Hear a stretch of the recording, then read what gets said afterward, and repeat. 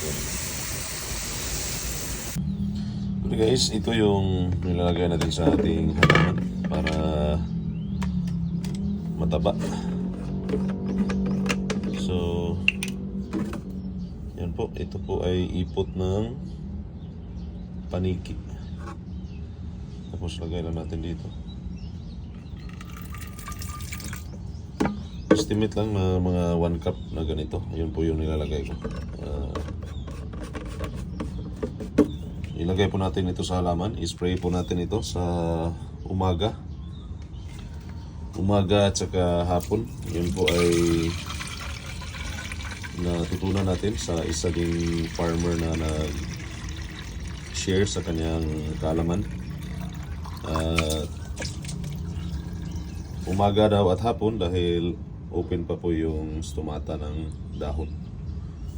So itong nabili natin na spray, napakaganda dahil i-pump lang natin. Tapos after natin bomba,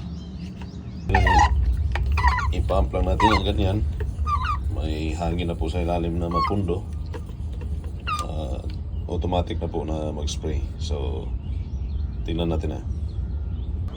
Yan guys, ito po yung kamatis natin. Napakadami ng bunga. Okay. Tapos yung ang dami din yung bulaklak. Dahil po yan guys dito sa ating organic na fertilizer. So spray lang po natin ng ganyan. Yan.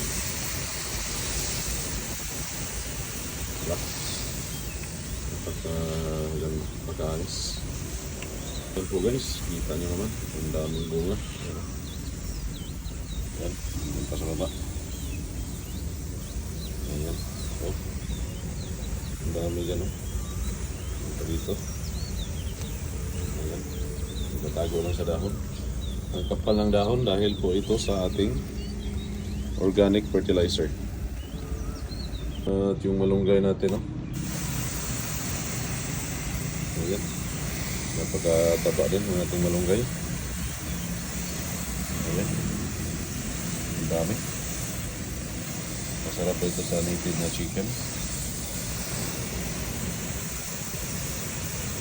So, umaga at hapon po ang paglagay nito. So, ang dami mga pagano.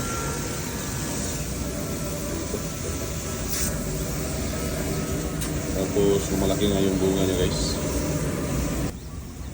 Yan po.